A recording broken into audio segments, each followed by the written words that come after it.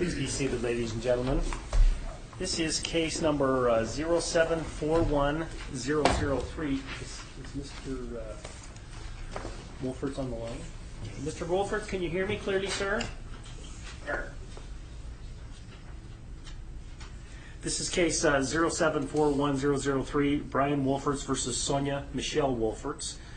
Mr. Wolferts appears telephonically. Is Ms. Wolferts present today? She is here. She just went to the restroom, but we can go forward, Your Honor. Thank you, ma'am. This Mr. Wolferts is represented by Jerome Bishop. Is that correct, sir? Yes, Your Honor. And Ms. Wolferts is represented by Kathleen McConkey. Yes. Good afternoon. Good morning, everyone. Are you? Your Honor, I'm Sandra Dredge. I'm the court-appointed special master in this case. Good morning, Ms. Dredge. Thank you. Ms. Ito is present for the office. Okay. This is here today on two motions. We'll hear first on the petitioner's motion for contempt and sanctions. Anything we need to talk about before we begin?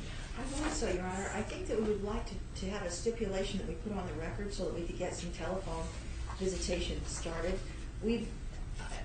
This has been going on since May, where we had telephone visitation ordered in, and at this point, my client has had no telephone visitation because the telephone visitation was supposed to be supervised. We would like to stipulate that the supervision can be done here as per the suggestion of the special master, and we can either do will-win or we can do ACATS.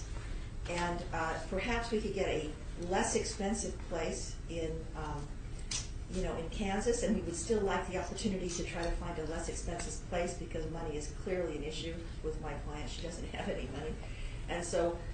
But just in order to get it started, we would like to at least have her have the opportunity to be supervised here instead of in Kansas, so she can at least get started talking to the kids. Is that the stipulation, Mr. Bishop? Yeah, the whole time we've been okay with her finding a place. And so, yeah, I don't have a problem if they find a place and set it up. Just let us know. Okay. We have had very difficult time trying to find a place. We've set information. There was a place that was 150 miles away. They refused to go that far. So we've had difficulty with this, and so I think this will help us until we can find something that maybe in Kansas. All right. Thank you. The court will approve that stipulation. Ms. Ito? Your Honor, I think we also have a stipulation. There was a little bit of confusion as related to some of the contempt proceedings. We filed a memorandum as it relates to the contempt. Our stipulation would be that the Office of Recovery Services won't be ordered to do anything that is inconsistent with their policies as it relates to collecting child support. So they're not going to collect things that ORS can't collect, basically, is the stipulation. Is that accurate, Mr. Bishop? Yes, Your Honor. Ms. McConkey? Yes, Your Honor. All right. And with that, Your Honor, I don't think these proceedings really involve the office at all. I've asked to be excused from this, and I think there's another contempt proceeding in October that I'd like to be excused from if the record doesn't look like that. That's fine with the court. Thank you, Ms. Ito. I appreciate you coming today. Mr. Bishop, you want to begin? Let's see, anything else before we begin argument? No. All right, go ahead, Mr. Bishop. Thank you. Your Honor, we did file this motion and memorandum asking for contempt and sanctions to give the court a little bit of a background without going into too much detail. Parties have a long history with this court, as it appears that Your Honor is aware.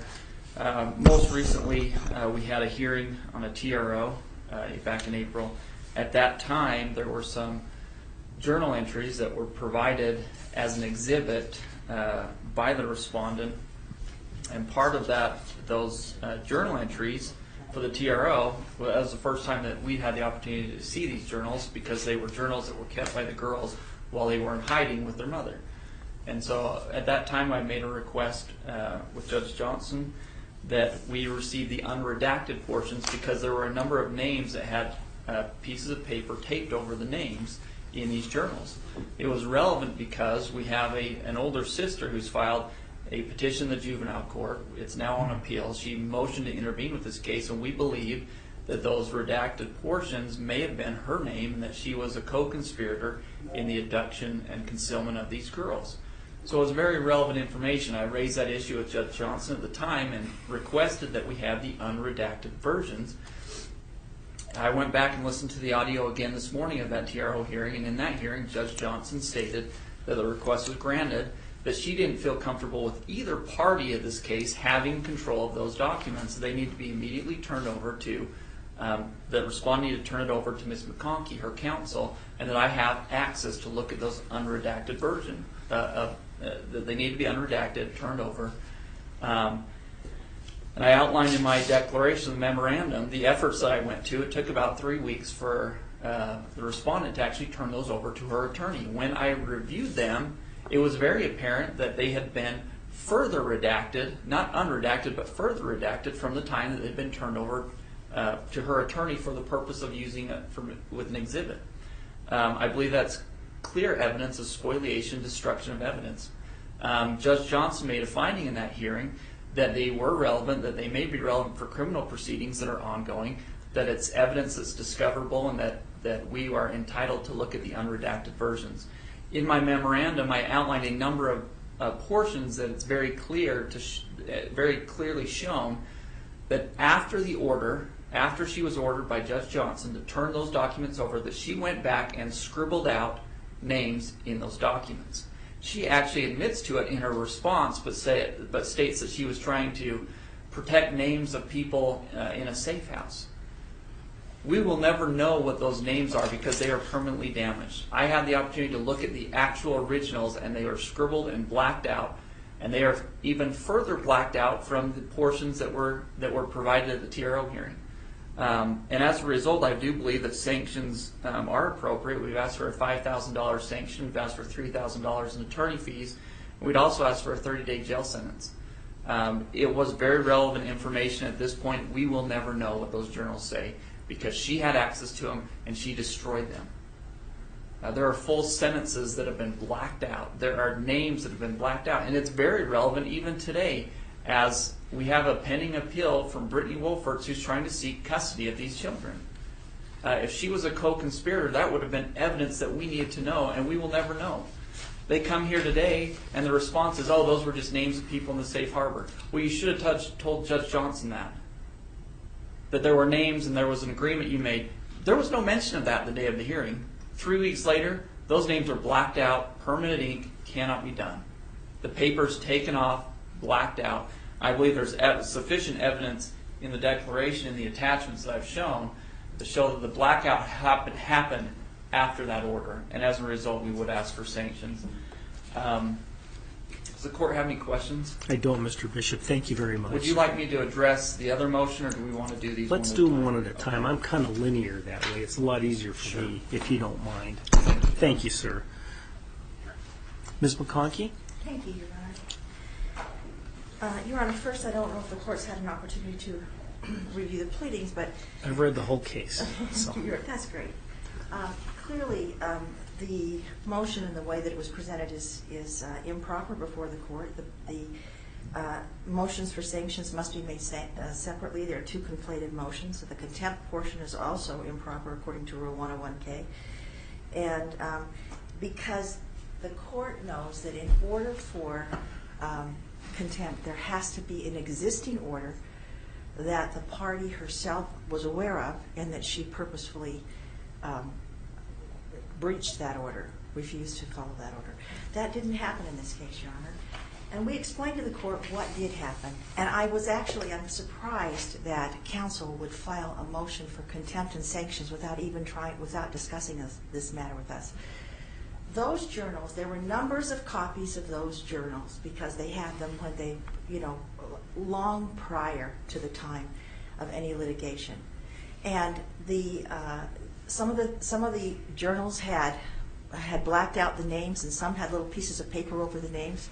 And that was because my client had signed an agreement that she would not show any of the names of the people that were in the safe houses according to federal law.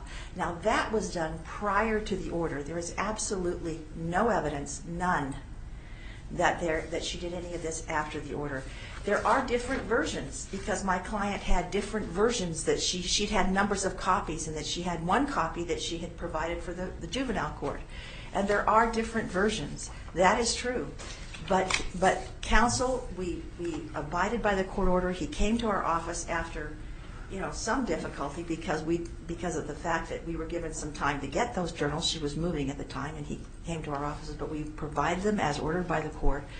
And there's absolutely no existing order saying that she should, not tamper with those. And if they were tampered with, and we categorically deny that they were tampered with, then it was long before there was ever even a mention of it in this court. We provided it. We did what the court had asked us to do. And we frankly are a little bit surprised and believe that this is more not really to try to get the information. I mean, my client would be willing to testify that none of those names are Brittany, if that's what he would like to know. And in order for it to be spoliation, Your Honor, you have to show that it has been destroyed. None of the journals have been destroyed. There are only some names that have been blacked out because of her promise to do that prior to the time the court ordered this. And if there are differences in versions, it's because there were some differences in versions. She was working off some that she had copied, and we could have explained that to counsel, and he wouldn't have had to bring this matter to court. And in terms of that, Your Honor, I feel like I think we specified pretty carefully about what had happened in here. This is just an improper motion. It's improper from the outset. There was never an order about this. My client did obey the order of the court. Nothing was ever ruined or spoliated. If you go through, you can go through what the elements of spoliation. He meets none of the elements of spoliation. It's not clear to me that Utah recognizes spoliation anyway. There's a couple of court cases from Utah on that issue. That's true, Your Honor. But I think spoliation is actually not quite what we're talking about here, even though it's mentioned. For counsel to then try and claim that he has some authority to make this into a criminal matter and ask for criminal sanctions is also inappropriate. We have a statute. You have to abide by the statute. And we have rules, and I have to abide by the rules. And in order for the court to certify contempt in this matter, you'd have to be able to show that there was a court order, which there was none, that she knew about the court order when she did it, which she did not, and that she purposefully disobeyed a court order, which she did not. And so, clearly it's not contempt on this issue. I mean, if he wants to bring it up again if we have a trial, I guess that he can put evidence onto that. But there is clearly no contempt. And even though spoliation is not an independent tort in the state of Utah, it is, perhaps a rule of evidence, and I've argued it before, but it does not meet the elements of spoliation. The journals are not lost. They're not concealed. We provided them. She had blacked out some names as per her agreement with the safe houses, and basically that's just the issue. Both of these claims are, as far as we can tell, vexed litigation. And we really wished that counsel would have talked to us about it, because this is, cost us money and time, and we are asking for fees on this, Your Honor. Thank you. Thank you, Ms. McConkey. Anything further, Mr. Bishop?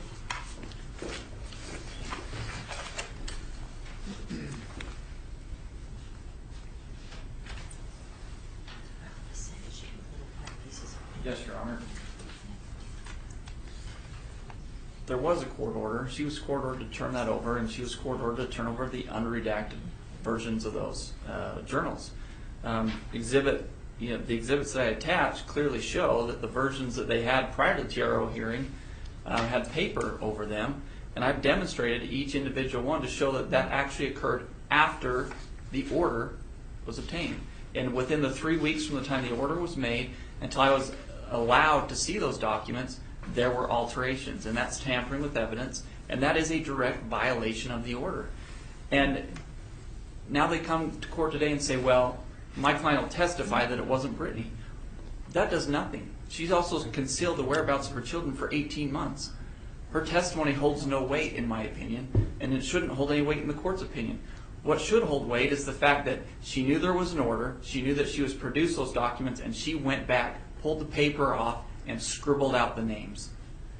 If that was her intent, and she really had a signed agreement with the safe harbor or whatever she is, one, why don't we have it today? Why hasn't she provided us any documentation of it? And why didn't she say that to Judge Johnson when it was ordered? That there were going to be names that had to be redacted. That is bereft of anything in that hearing. Again, I listened to it again this morning. That wasn't part of it. There were some previously redacted ones. She went back, pulled the paper off, crossed it out, clearly as a destruction of evidence. And that's the problem that I have here. She did destroy evidence, and now we will never know what those journals said. Judge Johnson even stated, I don't feel comfortable with either party having access to these for that very reason. And then she turns around and does it, and then comes here today and says, well, she didn't know there was an order. She knew there was an order. She was sitting in that same seat when it was ordered. And she did it within 3 weeks of that order being issued. As a result of that, we would ask for that she be held in contempt because she violated a court order. She was in the presence of the judge when the order was issued, and she violated that order. And so because of that, we do believe that sanctions are appropriate in this case. Thank you, Mr. Bishop. If I just may Go ahead. I think the court needs to understand that we read our pleading, that my client said there were numbers of versions, and there was a version that he is using that from at the juvenile court, and it was maybe different than the version that she had originally eventually gave to us. Your Honor, she did not. There's absolutely no evidence that she did any destruction or crossed those out after we talked to the judge. She did not. She did not even have them. We were looking for them from that period of time.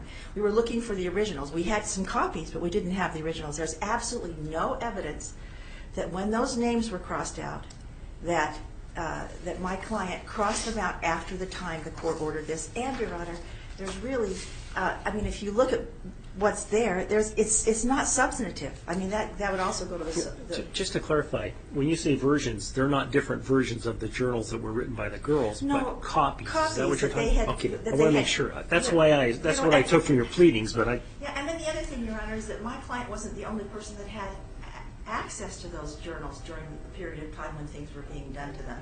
They were the girls' journals. She had some access. The girls had some access. And so, you know, she was not the only person. There's no evidence to suggest that she's tampered or done anything wrong, which she has not.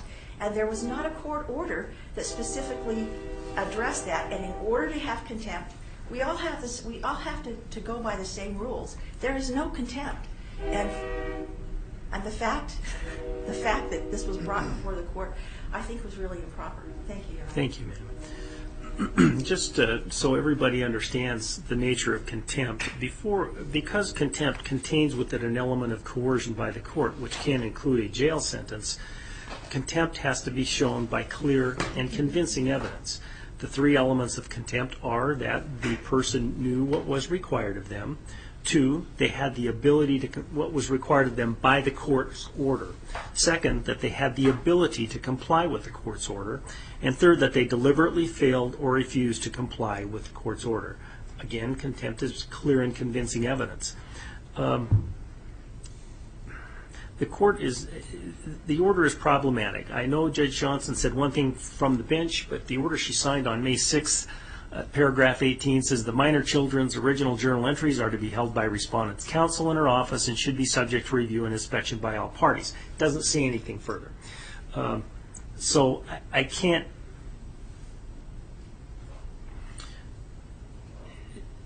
Oral orders are much more difficult to enforce because of the clear and convincing nature of it, and that someone has to know precisely what is required of them.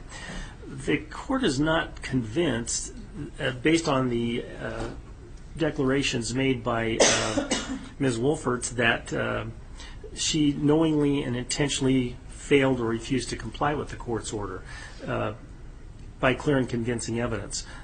There may be different copies of the journals that have different writings on them. That's something I can't tell at this point in time. And because I can't tell that, the burden hasn't been met to show clear and convincing evidence that she, in fact, did this deliberately. So the court can't find that there's clear and convincing evidence that any redaction was done after the order that Judge Johnson entered. I can't find Ms. Wolferts in contempt based on that. Reading the orders, although this is not part of the contempt finding, the court finds that mostly they were names that were redacted, and there was one sentence that appears to have been redacted. I want Ms. Wolferts to provide the names that are in those journals insofar as she knows them within the next 15 days to Mr. Bishop. And I'm assuming that the journals are still in your office, Ms. McConkey? Yeah. She should be able to reconstruct some of those names, and even though they may be protected by federal law, this is in the nature of a subpoena, and I'm sure that I have the authority to order that those be provided to Mr. Bishop. I think they are important. May we have a protective order just to protect my client so that she won't be doing something that she had, Well, just so that the names. a protective order, what do you mean, that these To are not to be, protect- these are not to be released? Outside Yes. of this. I don't think Mr. Bishop has a problem with that. Do you, Mr. Bishop? No. I think because the fact that the journals are kept at Ms. McConkey's office, she should be given those orders. That'll give you some way at least to start tracking that down. Anyway, that's that. Thank you. Let's talk about the next order, which is Ms. Wolfert's order to reconsider the motion to appoint the public guardian ad litem. Your Honor, I'm Matt Hilton. I've been representing Brittany Wolferts in the juvenile proceedings, and I had limited to special appearance in this one. Okay. And your last name, sir? Hilton. Hilton? H-I-L-T-O-N. Matthew Hilton? Yes. Okay, thank you, Mr. Hilton. I'm sorry I don't have at the tip of my tongue the federal law that governs privacy in these federal safe houses. But if we were to provide that to counsel in the court within by the end of this week, could we do that and at least have the court consider the issues of whether or not federal prohibition would trump? Typically, those kinds of laws are still not governed by subpoena. In other words, if the court wants that information, there's usually a way a court can order that. Unless you're telling me that there's no exception under that federal law for a subpoena by a state court or a federal court.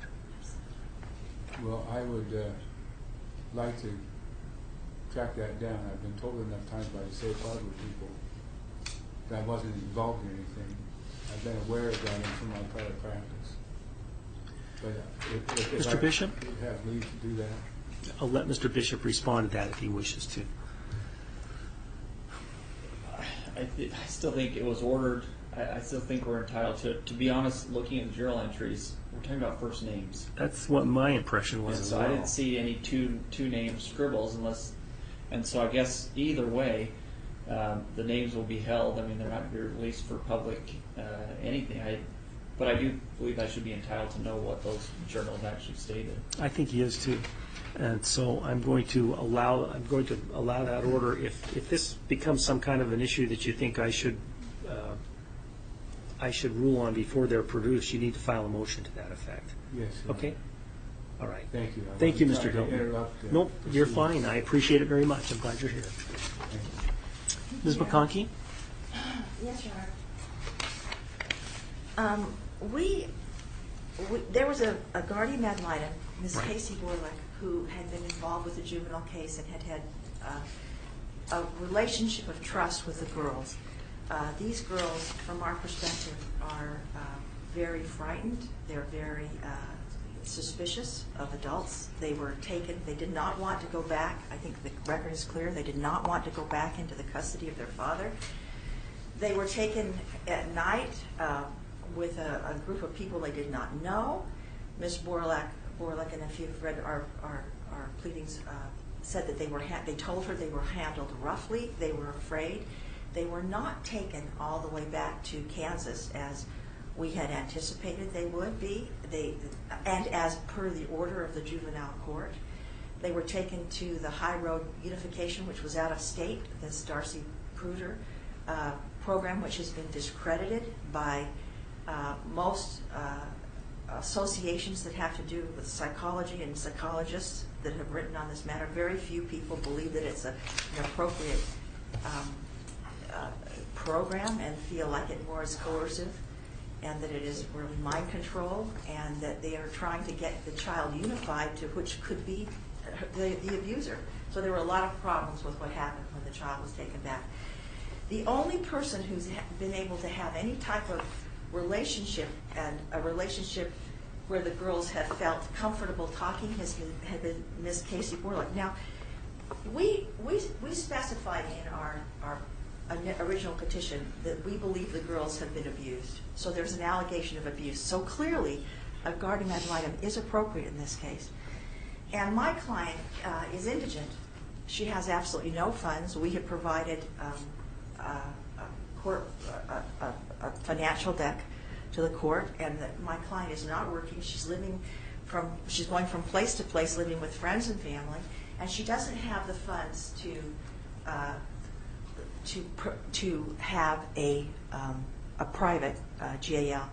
Now, up until this time, clearly the petitioner is concerned about using Ms. Borlick, because Ms. Borlick has said that she thinks the children should be removed from the home, and that's on the record of the court. She does not think the children should remain in the home of the petitioner, and she put that on the record of the court. And clearly he doesn't like the fact that that's what her position is, and so from that point on, they've been trying to get Ms. Borlick. So they've been trying to not allow Ms. Borlick to become involved in this case. And up until this time, through numerous pleadings, the petitioner has claimed that he doesn't have money, he needs money, he hasn't had support, he hasn't had this, he hasn't had that. And for a long period of time, he was also unemployed. Now he is claiming that he has a job and we should have a private GAL, which certainly my client can't afford. And, Your Honor, in terms of that, our position on that, and if you've read our supplemental memo, the respondent should be stopped from making that claim, because he's provided nothing for this court, no financials to this court. He was supposed to, as the rule prescribes, provide his financial declaration long before we had to actually provide ours. We have never seen that financial declaration. Eventually, we went ahead and just filed our financial declaration because we never had his financial declaration. So his claim that he now has money, I think, should be stopped. I don't think that the court can look at that because of his unclean hands with not providing us with the information. And in our response memorandum, we were able to find out what he was making. And we put that he was making for workforce services, and that his salary was still under the salary the salary cap, which would apply in terms of asking for a public GAL. I think if the court would like to read the income level, we told how we did that. Yeah, I've read that. Yeah, thanks, Your Honor. Your Honor, this is a case where we desperately need a GAL now. We need someone talking to those girls. Because what has happened is those girls were taken. They were taken and they were taken back because of a juvenile court order believing that Kansas had jurisdiction. The petitioner did not follow the plan that the juvenile court outlined, that they were to be taken back and they were to go through the plan with the Kansas DCFS. Instead, they went somewhere that no one had given them permission to do. They went through some sort of a reunification program, which we were just horrified when we looked into what it really actually was. And now they've been back in the home of the petitioner. And my client has not had one telephone call, not any contact with those girls. And we filed motions with the court. It takes weeks to get those motions before this court. And we're very concerned for the safety and the well-being of those girls. Now, my client has made all sorts of efforts to try to find supervised people who could supervise according to the court order, and I haven't been able to get that to work out with opposing counsel. And so, Your Honor, it is really important that we have someone who has the right to contact the girls without interference from the father, where she can talk to them alone, and that she can. And we need someone immediately. And I think that we've gone through every element that would suggest that each element we can in terms of the each element that of the public GAL. We have shown that my client is indigent. We have shown that we believe, because without any information, we can still claim that the respondent is indigent. And the one element might be, is there a private GAL available? Well, not really, because my client can't afford to pay the private GAL, and also there's no one that has the history with this case. We really need to have Ms. Borlick back on the case. She is neutral, and I'm sorry that the petitioner doesn't like her, but she's neutral and she has concerns, and the court needs to hear from her. She's the person who's been with these girls. She's the only one that's had any real access to these girls. Your Honor, I believe because of that, we can meet the elements that the private GALs are not readily available because they will not, they cannot meet the requirements that are needed by this particular GAL. We need to have, we have a right to a GAL. We should have had it before now. And I believe that the special master would agree that Casey Borlick is a very good GAL. She feels like she's been doing a very fine job, and I'll let you speak with her if she would like to speak to that issue. But we really believe that we need to have Casey Borlick back. And if the court will if the court's reviewed our memorandum, we've talked about all of the elements specifically, and we just asked the court to have her reinstated. Now there was a period of time when we were talking about the GAL on a telephone hearing with the judge, and she asked us both to do an order. Now, I will tell the court that when we had that telephone hearing, the GAL issue hadn't been properly noticed. It was just something that happened to come up, and we happened to have, she decided on it. So I don't think that we can really take that original order from the judge because, we never really had a time to really have the appropriate briefing and things like that and have it properly noticed. Thank you, Your Honor. Thank you, Ms. McConkey. Mr. Bishop?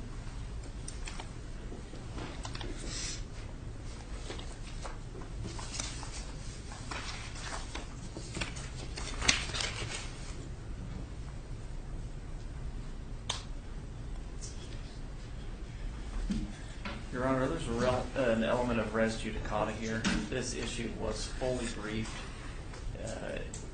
The whole process was fully briefed. Judge Johnson simply said, I don't need a hearing. Submit your proposed orders and I'll sign one. And in fact, the proposed order that was signed was actually modified, and Judge Johnson made specific findings. There has not been a change of circumstance. There's been nothing different since the original pleadings were entered. And in fact, the motion that was filed for reconsideration was the exact same motion, and it failed to list or address some of the elements. It wasn't until I actually brought that up again that the elements of the statute have been raised that in the reply they decided to raise these issues. The fact is, one, the order exists. There's no error of law. There's been no change of circumstances that warrant reconsidering this. Judge Johnson already looked at it, already looked at the pleadings, already looked at the situation, and she found that it was not appropriate for public guardian ad litem. Even when they come here today looking at those issues, is one, yes, there's been an allegation, a baseless allegation of abuse. The petition's already been heard in juvenile court and dismissed. They haven't had any issues, any hearings, any motions, anything dealing with the abuse. Fact is, it's a baseless allegation. But going on to the other two elements, unless I missed it, I haven't seen a financial declaration filed on the record. I couldn't find one. I looked through the file, but I never could find it. And it may be part of another pleading. I don't know. But anyway. Yeah, anyway, I didn't see one. Excuse me, it's part of the initial disclosures, Your Honor. And that doesn't necessarily mean the court has seen it. Okay. We did file it, Your Honor. Okay, well, there's a procedure to follow. Irregardless, if she is saying that she doesn't have money, she's here today with 2 attorneys. She's shown up at every hearing with 2 attorneys. She's filed multiple litigation. She has money to pay for attorneys, but then when it comes to attorneys for the kids, she won't come up with the money. I think it's disingenuous at best. The fact is they found a guardian that they wanted, and they're trying to cherry pick a public guardian item because they like what she has to say. Casey Borlick doesn't have any more experience than anyone else with this case. She was involved for 3 months, and she's been off the case since then. She wasn't involved with the previous litigation. There actually is a guardian ad litem that has been appointed to this case from years present, a private guardian ad litem. If the court felt like it was necessary, we could certainly go back. There are numerous private guardian ad litems available. To say that there's not any available is ridiculous. There are a number of private guardians available. If respondent wished to have a guardian ad litem and really wanted a guardian ad litem, I'm certain that she could pay for that because, like I said, she has 2 separate attorneys here today. She's had money. Counsel doesn't know what our relationship is in terms of payment, and I will specify for the court that I have not been paid. Okay, well, I understand that. That's okay. Furthermore, there's no evidence on the record that she's incapable of earning the amount necessary to provide for that. She may be underemployed, she may be voluntarily unemployed, but the court hasn't made that finding, and there hasn't been any evidence presented to the court that the court could actually make that finding. And so, based on the statute, the elements have not been met. They were not properly pled either time, the first time or the second time, and as a result, the order should stand, and we would request our attorney fees for having to come back here and relitigate an issue that's already been fully litigated. Thank you, Mr. Bishop. Ms. McConkey? Your Honor, first of all, the attorney fee question is attorney-client privilege, but I will waive that to say to the court that Well, I have not been paid. That's not one of the things that the court has to look at when determining who's impecunious and who isn't. That's not one of the issues. Anyway, it's just that I think the court should know that we have, that at this point, we've volunteered our time. Okay. Because my client has not had the ability to pay us.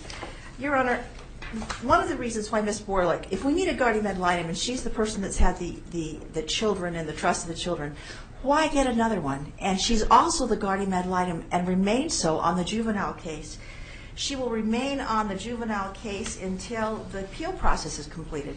So we might as well get Ms. Borlick involved in our case. Tell me the statute that would allow me to do that. That says because she's a juvenile court, she's been appointed by the juvenile court as guardian ad litem, she can act as a guardian ad litem in the district court. Well, I don't think there's a statute that specifically says that. But what we're saying is, instead of having two guardian ad litem, wouldn't it make sense to the court that we use the guardian ad litem that has already been involved and that knows the girls? And, Your Honor, she's willing and wants to be involved with this case. She feels like the girls need protection. That's why they don't want Ms. Borlick on this case, because she's made very clear recommendations to the court. And I think I should tell the court that the juvenile case was never determined on its merits.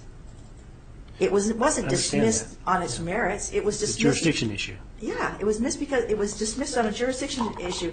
The young girls were prepared to testify in juvenile court as to their abuse, and Ms. Borlick made that very claim in front of this court the last time she was here, and there's a transcript of that.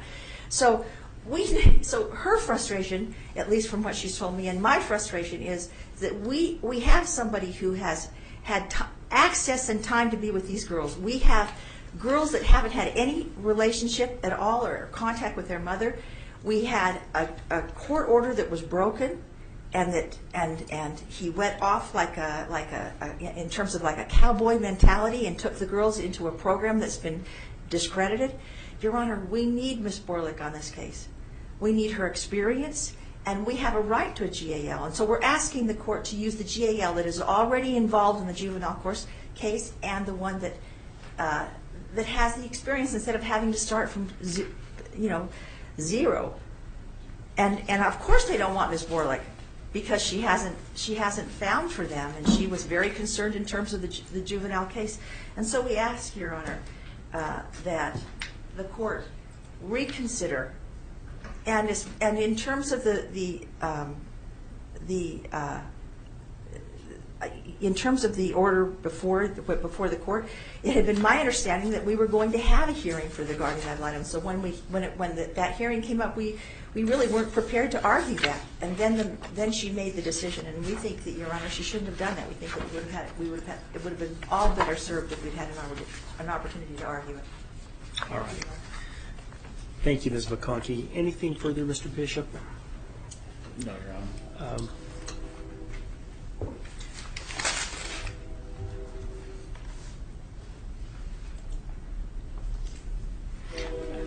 The court understands that there is an allegation made by Ms. Wolferts that Mr. Wolferts has abused the girls in some way. Your Honor, may I just say one thing? There is a substantiated finding of emotional abuse against Mr. Wolferts from DCFS. Okay. I understand that. That's from Utah DCFS, right? And that case has been dismissed. So I'm kind of stuck with that. What the court has to look at is whether or not I need to review a reconsideration. Now, under Utah law, the court can always revisit a prior decision until the case has been finally adjudicated. That means that I can review a decision that I may have made or another judge may have made. However, there has to be some basis for that. I can't just willy-nilly review things. So a court can consider several factors in determining the propriety of reconsidering a prior ruling. That is, was the matter presented in a different light or under different circumstances? Has there been a change in the governing law? Does the party offer new evidence? Is manifest injustice will result if the court does not reconsider the prior ruling? The court needs to correct its own errors, or an issue was inadequately briefed when first contemplated by the court. That's a list that is not by any means exhaustive, but those are the types of issues that the court has to look at when determining whether to reinvent the wheel. And the court has reviewed this file, and I've looked at Judge Johnson's ruling, and the court doesn't have any information in front of it that the parties are indigent. There is a financial declaration in the file, but it's a 2007 financial declaration filed by Mr. Wolferts. I don't know what he's doing now. I have to just to back up, the overarching view of Utah law is that the guardian ad litem's office is a scarce resource under Utah law, and the legislature has chosen to limit the public guardian ad litem to juvenile actions, unless the court can make certain findings. They have to find that the parties are indigent, as defined under Section 7732-202, that there is no private attorney guardians ad litem who are reasonably available to be appointed in the district court action, and I can't find those two things. In other words, I don't know whether the parties are indigent or not at this point in time, because nobody's filed any financial declarations, and the court can't find that there is no appropriate private guardian ad litem. One of the upshots of the change in the legislation a number of years ago, taking the public guardian ad litem out of the district court cases, was you don't get to choose your guardian ad litem. The guardian ad litem, if the court orders a guardian ad litem, I send that order to the guardian ad litem director, and then they make a choice at they send it out, and then they determine who should be the guardian ad litem. I honestly don't know that I just don't see where I have the authority to appoint the public guardian ad litem in this case at this time. And so I deny that. I have to deny the motion based on the posture of the case right now. May we then have the court, would the court be willing to ask for a public guardian ad litem and not have Casey Borlaug, so that at least we could get this started? Clearly we have the abuse allegation. And I think you need to file a motion and ask me to do that, and then I can let Mr. Bishop respond to that, and then I'll do what I have to do. I imagine Mr. Bishop would I'd like to respond. agreeable to that, because he wouldn't want... Well, he says he wants a chance to respond, I think is what he he wouldn't says. want his client to have to pay if he didn't need to. Well, presupposing that is that the parties are going to file with the court some kind of financial declaration so that I can make a determination whether the parties are indigent under Utah law pursuant to that section. That's not before me yet, so. I'd be happy to give you the... Well, I want it filed the appropriate way as part of the motion.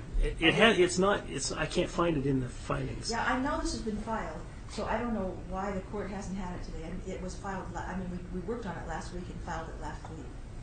Well, it's still not showing up in a search, I don't so. know. So I'm happy to give you my copy and then tell the court when it was filed. Well, that's the ruling that I'm making Thank today. you, Your Honor. So file your motion, let Mr. Bishop have a chance to respond, and we'll go from there. Okay. Right? Thank you, everybody. Thank you, The Your court Honor. appreciates your time very much. We'll be in recess until 11:30. All rise.